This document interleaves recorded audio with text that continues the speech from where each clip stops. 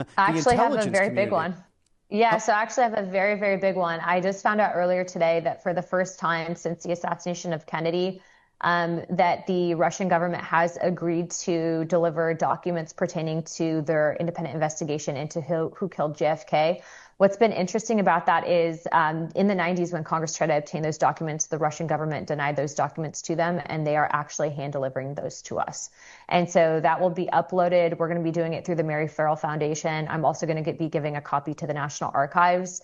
And we actually are bringing on people that can translate those documents so the American people can see what the parallel investigation from foreign intelligence actually said on the assassination. So we know via some of our findings, Radcliffe has done an incredible job with releasing the information that actually largely does show that the CIA not only lied and blocked Congress's efforts to investigate the assassination, but also too that they had some not so good people over at the agency who I do believe were implicated in the assassination of President Kennedy. So some incredible findings there, but we are also too at the same time, and has massive historical significance, but at the same time, we're also opening up an investigation into the Martin Luther King assassination, and so we do have people that have agreed to testify in that hearing. As you know, there's been declassified documents, and then also we cover the UAPs as well and RFK. So we've been working very closely with the CIA to help obtain those documents. I think that Radcliffe has an incredible perspective in saying that,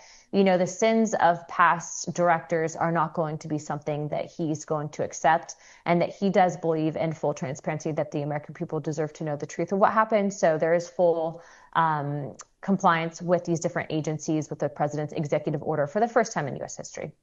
Nothing short of extraordinary. Thank you for that, Congresswoman. And Yeah. how can we continue to watch that as those are being released? Is there a timeline with the Russian government sending over those Yeah, so documents? I just found out literally an hour ago. So this is the first time that we've actually gotten hard promise for delivery of those documents. So we actually try to pick those up today. But because of the schedule, we're obviously going to be over at the White House for the Presidential Medal of Freedom for Charlie. We are going to be obtaining those documents next week, and then it'll be as quickly as we can get them uploaded. So within the next 2 weeks, the American people should be able to go through those filings. What's interesting is that the Russian government actually had given copies to the federal government at the funeral for Kennedy, and we never obtained those documents, which I believe the CIA destroyed them.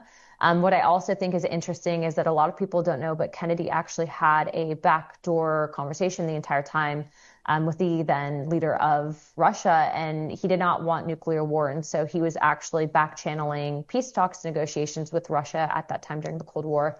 And a lot of people within the intelligence community at the time were trying to paint him as a pro-communist sympathizer, when in actuality, he simply just didn't want war. So interesting times we're living, because I think that a lot of the historical wrongs that have been done in the 60s are being corrected now.